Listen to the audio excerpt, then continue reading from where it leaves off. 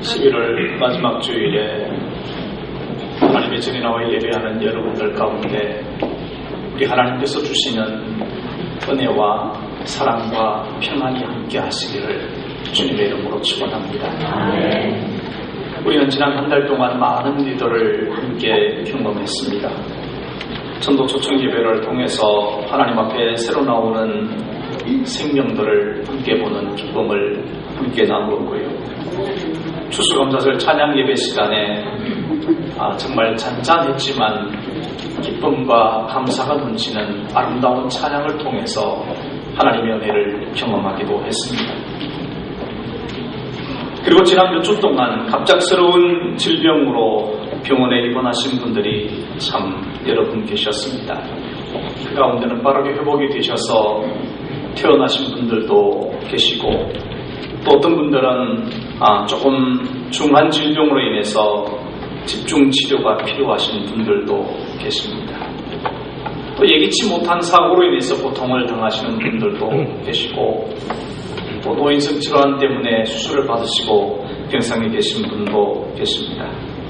아마 제 기억으로는 지난 12년 동안 제가 올해 만 9년 동안 목회를 하고 있는데, 그동안에 이렇게 많은 분들이 한꺼번에 병원 신세를 진 적이 없었던 것 아닌가, 그런 생각을 해봅니다.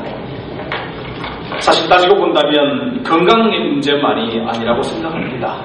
그것 이상의 아픔과 고통을 느끼게 하는 삶의 고단함과 어려움을 겪는 분들이 훨씬 많으리라고 생각합니다. 그야말로 한마디로 말하면 인생에 있어서 밤을 경험하고 계신 분들이겠죠. 지금 당장은 아니더라도 우리 모두는 인생의 밤을 경험하게 되는 그 날을 맞이할 수도 있습니다. 그런데 중요한 것은 이 같은 인생의 밤을 어떻게 견디어 가느냐 하는 것입니다. 어떤 분들은 인생의 이 어려운 문제를 가슴에 껴안고 더 큰 깊은 시련과 고민에 빠지기도 하지만, 또 어떤 분들은 고난 중에 노래하고 찬송하며 문제를 녹여버리기도 하는 것입니다. 진실한 그리스도인들에게 붙여줘야 할 별명이 하나 있다고 한다면 그것은 밤중에 희망을 노래하는 사람이라고 하는 그런 별명이라고 생각합니다. 원망하는 사람은 어디에 갖다 놓아도 원망을 끊이지 않게 하는 것이지요. 좋은 자리에 있든지 좀 불편해도 원망을 끊이지 않습니다. 그러나 감사하고 믿음으로 살아가는 사람은 어떤 경우에든지 감사와 그 감격의 고백을 놓치지 않는 것을 보게 됩니다. 모든 사람이 인생의 밤을 괴로워하고 한숨을 낼 수 있는 그 시간에도 믿음의 사람은 희망의 노래를 부릅니다. 17세기입니다. 1616년으로부터 1648년까지 이 유럽에는 소위 말하는 30년 전쟁이라고 하는 엄청난 전쟁이 있었습니다.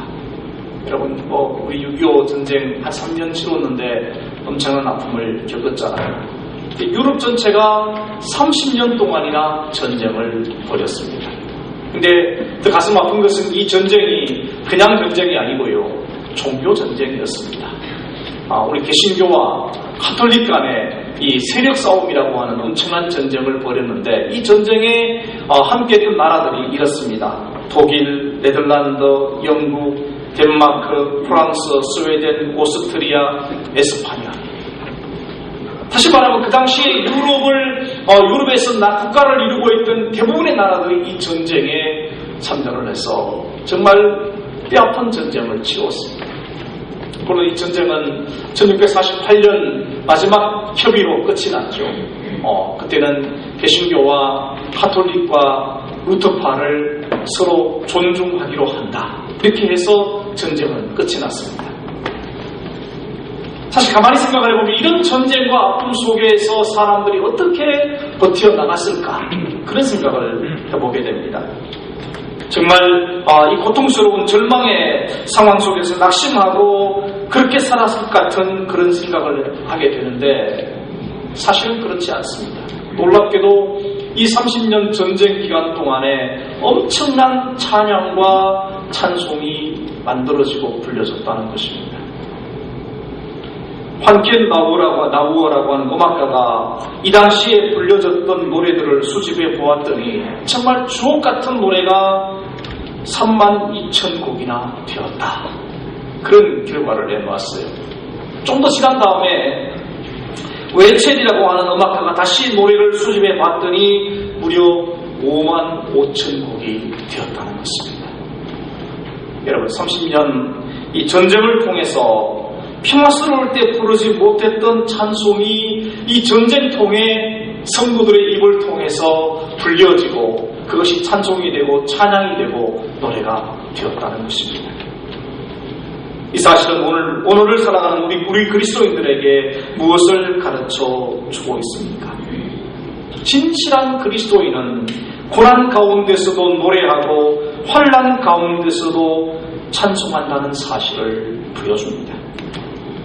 인생의 깊은 밤중에 희망을 노래하는 사람들, 여러분, 인생의 깊은 밤과 희망의 노래 전혀 어울릴 것 같지 않지만 오히려 가장 잘 어우러지는 이 놀라운 현실은 기독교 신앙이 무엇인가를 분명하게 알게 해주는 것입니다. 여러분, 우리의 믿음은 노래로 시작을 해서 찬송으로 끝이 납니다. 예수님이 탄생하시던 이야기를 전해주고 있는 복음서의 서두에 보면 주님이 탄생하신 그 순간에 천군과 천사들과 목자들이 찬송하는 것으로부터 시작이 되었습니다. 마지막 요한계시록을 보면 구원받은 성도들이 흰 세마포 옷을 입고 하나님 앞에서 대합창을 하는 것으로 계시록은 끝맺고 있어요. 이것이 우리의 믿음입니다.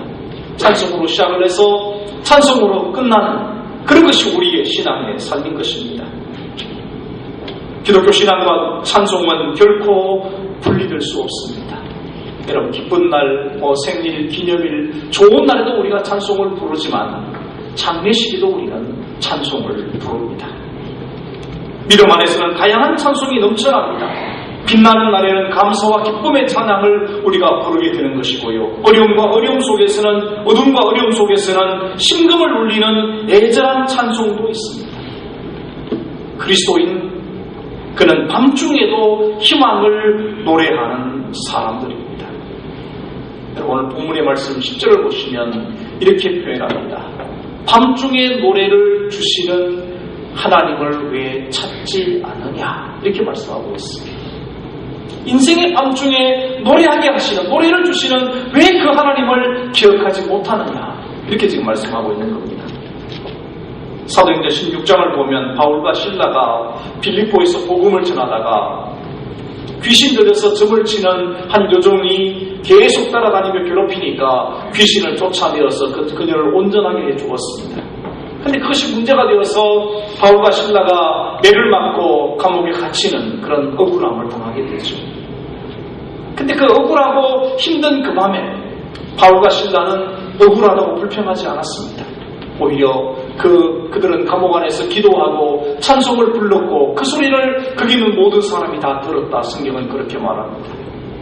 그들이 기도하고 찬송할 때 옥터가 움직이고 옥문이 열리고 매여있던 모든 것이 풀려버리는 하나님의 놀라운 역사가 그 밤에 나타납니다.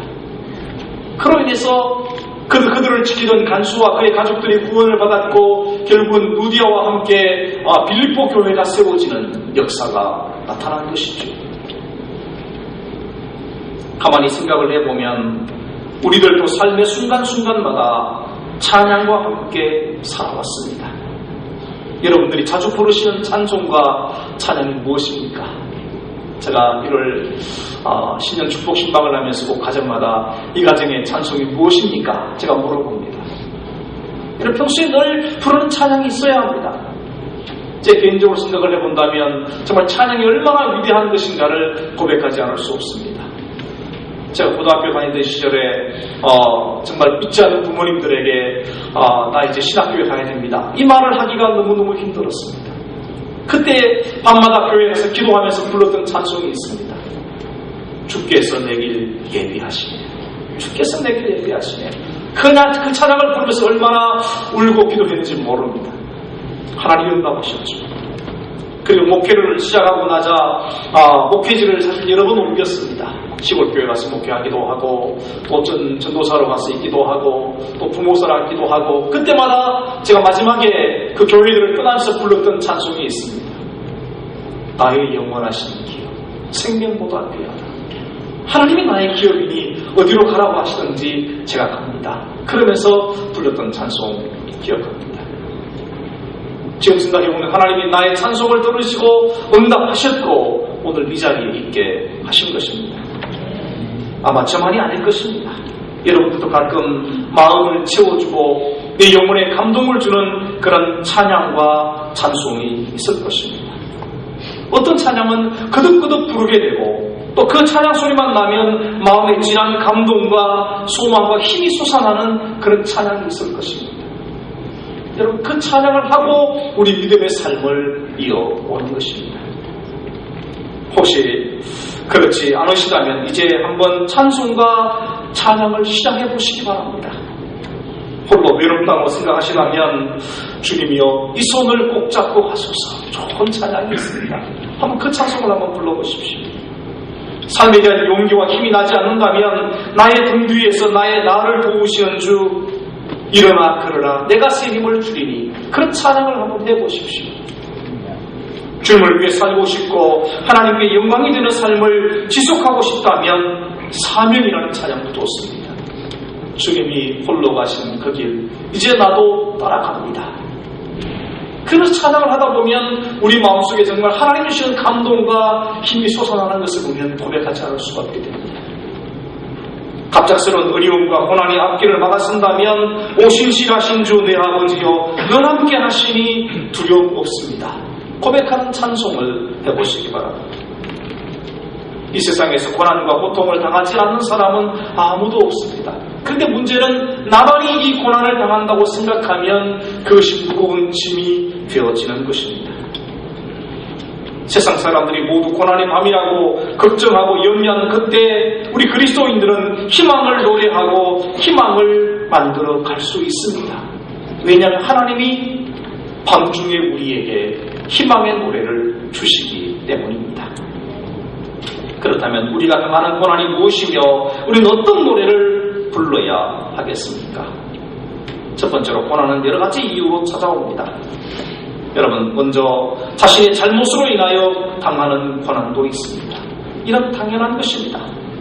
사람들은 이 고난이 자신의 죄로 말미암아 비롯된 것임에도 불구하고 다른 사람들에게 그 책임을 전가시키려고 합니다. 그러나 우리 그리스도인은 그랬으면 안 돼요. 고난이 다가오면 혹시 내 잘못은 무엇인가, 내가 뭘 잘못했는가를 먼저 돌아보는 그런 겸손한 자세가 필요합니다. 또한 어떤 때는 애매한 고난도 있습니다. 때로 정말 이유 없이 생각지도 않은 고난이 다가옵니다. 가끔 그런 소식을 듣잖아요. 이웃집에 불이 났는데 그 불이 먼저서 우리 집까지 다 태워버릴 수도 있습니다. 나는 정말 안전하게 차량을 운전하고 있는데 누군가 와서 내 차를 충돌해서 내가 사고를 당할 수도 있죠. 정말 애매한 고난이 우리 삶에 가끔은 일어나기도 합니다. 그리고 선을 이루기 위한 고난도 있습니다. 복음을 전하는 전도자들과 사명자들과 하나님의 거룩하신 뜻을 따라 살기로 작정했을 때 여러분도 마찬가지일 것입니다. 여러분의 삶의 자리에서 내가 믿음을 지키고 내 신앙을 지키려고 하다가 사람들로부터 외면당할 수 있고 고난당할 수도 있습니다. 그리고 또 우리는 하나님의 특별하신 섭리를 위해 경험하는 고난이 있을 수 있습니다. 오늘 본문의 배경이 되고 있는 욥의 고난이 그런 것이 아닐까요? 욥은 당대 의인이요 믿음의 사람이었습니다. 그런데 그는 정말 엄청난 고난을 경험하고 있는 것이죠. 사실 그 고난 속에는 하나님의 깊은 섭리가 담겨져 있는 겁니다. 욥은 어떤 고난을 겪었습니까? 먼저 그는 재산을 다 잃었습니다. 이런 피땀 흘려서 모아놓은 재산들을 하루아침에 잃어버린다는 것은 큰 아픔이며 고통입니다. 욥은 하루아침에 다 잃어버렸습니다. 그것만이 아닙니다.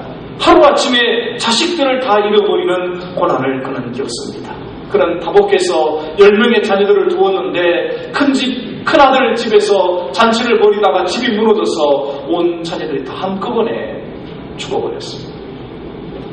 여러분 정말 말할 수 없는 고난을 욥이 그 마음속에 고통으로 안게 된 것입니다. 그뿐만이 아닙니다. 그의 아내와 친구들이 그를 떠나갔습니다. 심지어 그의 아내는 뭐라고 말합니까? 욥을 향해서 하나님을 저주하고 죽는 편이 낫겠다고 그러고는 떠나가 버렸습니다. 그리고 욥은 자신의 건강마저 잃어버렸습니다. 성경을 보면 그는 머리끝부터 발끝까지 여러 가지 욕창이 나고 종기가 나서 기와장으로 긁어야만 시원해질 정도의 그런 고난을 겪고 있는 것입니다. 근데 정말 문제가 뭐냐면 이런 상황 속에서 욥은 자신이 왜 이런 고난을 겪어야 하는지 그 이유를 몰랐다는 것입니다. 아무리 생각을 해봐도 자신이 특별히 지은 죄가 생각나지 아니하고 아무리 생각을 해봐도 왜 내가 이런 고난을 겪어야 되는지 그 이유를 알지 못했다는 것입니다. 욥의 세 친구들이 그를 찾아와서 대화를 합니다. 그게 욥기서의 내용이에요. 친구들은 말합니다. 욥을 향해 말하죠. 너가 죄를 짓지 않았다면 이런 벌을 받을 이유가 없다. 한번 생각해봐라. 회개해라. 욥은 변명을 합니다. 친구들의 이야기에 변명을 해보지만 역시 답이 나오진 않습니다. 이렇게 대화를 하고 있는데 이 욥과 그 친구들의 대화를 듣고 있던 엘리후라고 하는 젊은 지혜자가 가만히 듣고 있다가 이 네 사람에게 한마디를 합니다. 당신들은 지금 뭔가를 착각하고 있다. 왜 하나님에 대한 이야기를 하지 아니하고 단지 현실의 문제에 대한 이야기를 하느냐. 내가 이제 하나님에 대한 이야기를 해주겠다. 그리고는 오늘 본문 말씀 앞뒤를 엘리후가 이야기하고 있는 것입니다. 엘리후가 지금 말하고 있는 것이 무엇입니까? 엘리후는 지금 뭘 전해주고 있습니까? 첫 번째로 엘리후는 고난의 밤을 허락하신 분은 하나님이시다. 먼저 이렇게 말합니다. 욥 자신이 이 고난의 의미를 전혀 이해하지 못했는데 엘리후는 말하기를 이건 하나님이 주신 것이다. 이렇게 말을 했습니다. 세상에 고난을 좋아하는 사람은 없습니다. 그런데 하나님은 사랑하는 자녀들에게 고난을 때로는 허락하신다는 것입니다. 왜요? 자기 백성들을 성숙시키시고 또 사랑하시기 때문에 밤을 주신다는 겁니다. 여러분 자연계를 연구하는 학자들이 그렇게 말합니다. 이 자연계에서 밤이 없다면 모든 식물들은 꽃을 피운다거나 열매를 맺지 못할 것이다. 그렇게 말을 했습니다. 모든 식물들이 밤에 잠을 자야 됩니다. 가끔 텔레비전을 보면 시골길에 가로등을 다 끄는 소동이 벌어집니다. 왜냐하면 알곡이 이제 성숙해질 때 가로등을 켜놓으면 가로등 주변에 있는 곡식들이 열매를 맺지 못하는 거예요. 밤이 있어야만 열매를 맺을 수 있다고 하는 정말 신비로운 것입니다. 밤에 준비를 하고 밤에 쉬어야 식물들도 열매를 맺게 된다는 것입니다. 인생도 마찬가지입니다. 인생의 밤도 마찬가지입니다. 이 밤 동안 인간에게 꽃을 피울 준비를 하나님은 시키십니다. 밤이 없다면 인생에 있어서도 아름다운 꽃은 있을 수 없게 될 것입니다. 시인 테니스는 그의 시집 용광로에서 우리가 잘 아는 이야기를 아주 강조해 놓았습니다. 그는 우리 인생을 쇠붙이에 비유를 합니다. 그는 그렇게 말을 해요. 대장간의 주인이 쇠붙이를 가지고 무엇을 만들려고 할 때 뜨거운 용광로에 그를 데운다는 것입니다. 붉게 달아오른 그 쇠붙이를 가지고 망치로 내리쳐서 자기가 원하는 형태를 만드는데 그 형태가 나오지 않으면 또다시 용광로에 다시 넣어서 달구고 그리고 내리쳐서 원하는 모양을 만들어 낸다는 것입니다. 어쩌면 하나님께서 우리를 이 고난과 시련의 밤으로 몰아넣는 이유는 하나님이 원하시는 모습을 만드시기 위한 것이다. 우리는 그렇게 생각해야 할 것입니다. 하나님은 밤을 중요하게 다루십니다. 때문에 하나님은 그가 아무리 사랑하는 사람일지라도 고난의 용광로에 던져 넣으시기를 주저하지 않는 분이시기도 합니다. 하나님은 우리를 당신의 목적에 합당한 존재로 만들기 위하여 밤이라고 하는 용광로를 사용하십니다. 여러분 광부는 채광석을 용광로에 넣기를 주저하지 않습니다. 왜? 뜨거운 용광로에 집어넣어야 그 채광석 속에서 금이 나오고 다른 광물이 나오기 때문입니다. 두 번째로 엘리후는 말합니다. 하나님은 밤에 노래를 주시는 분이시다. 참 독특하신 하나님이십니다. 밤을 허락하시는 분에서 끝나는 것이 아니라 하나님은 그 밤중에 노래하게 하시는 하나님이시다. 그렇게 말합니다. 여러분, 노래하게 하시되 그 노래는 희망의 노래입니다. 이로 인하여 우리는 고난과 시련 가운데서도 희망을 노래하는 사람이 되었습니다. 밤중에 희망을 노래하는 사람, 여러분 얼마나 놀랍고 멋진 사람입니까? 밤중에 부르는 노래는 낮에 부르는 노래와는 다릅니다.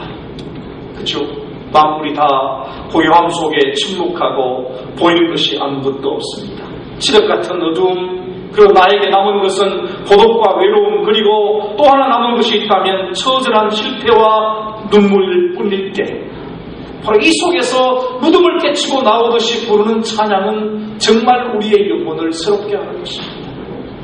그때 부르는 찬양은 하나님과 가장 가까이 만들어주는 것이고, 그 찬양을 통해 우리는 새로운 용기와 힘을 얻게 되는 것입니다. 이것이 신앙입니다. 이것이 욥이 엘리후가 발견한 하나님이었고, 바울과 실라가 감옥에서 만난 하나님의 모습입니다.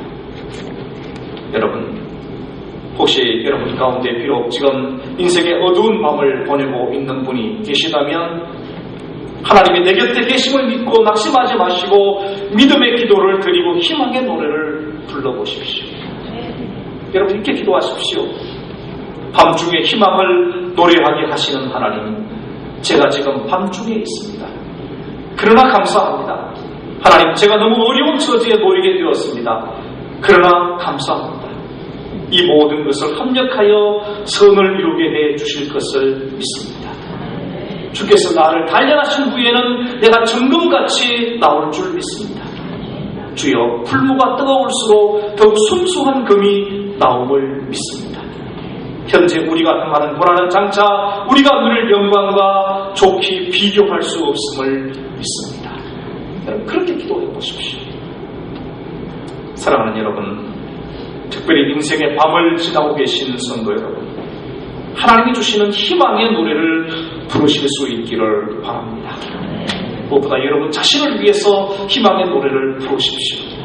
그리고 환난을 지나고 있는 다른 이들을 위로하고 치료하는 희망의 노래를 부르십시오. 혹시 여러분 가운데 이 어두운 밤을 잘 견뎌내는 분들이 있다면, 지금 고난당하는 분들을 위해서 희망의 노래를 불러주십시오. 여러분이 경험했던 그 간증 이야기를 그들에게 들려주고 또 함께 노래를 부른다면 아마 그들에게도 희망이 될 것입니다.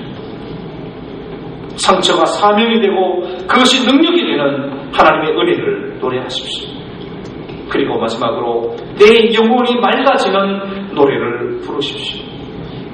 인생이 만사 형통할 때 하나님을 잘 섬길 것이라고 사람들은 생각하지만 실제로는 그렇지 못한 것을 더 많이 봅니다.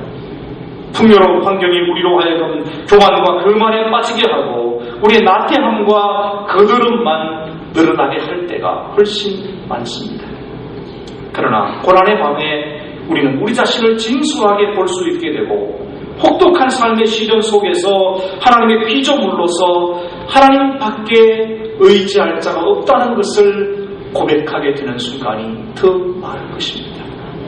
그러므로 우리는 우리 영혼을 맑게 하기 위한 노래를 불러야 하는 것입니다. 밤중에 희망을 노래하게 하시는 하나님의 은혜로 인하여 우리 모두 희망을 노래하는 참 믿음의 사람들이 되어지시기를 주님의 이름으로 축원합니다. 기도하겠습니다. 거룩하신 아버지 하나님, 우리 하나님의 크신 은혜와 사랑을 감사하고 찬양합니다. 이 아침에 저희를 부르셔서 주님의 생명의 말씀을 주신 것을 감사합니다. 우리 인생의 밤을 허락하시기도 하시고 그 밤에 노래하도록 희망의 노래를 주시는 분이 우리 하나님이신 줄 믿습니다. 오 주님이여, 우리가 인생의 밤을 지날 때 나와 함께 하시는 하나님, 나에게 소망을 주시는 그 하나님을 바라보면서 희망의 노래를 부를 수 있는 우리 모두가 될 수 있도록 은혜 베풀어 주시옵소서. 예수님 거룩하신 이름으로 기도하옵나이다. 아멘.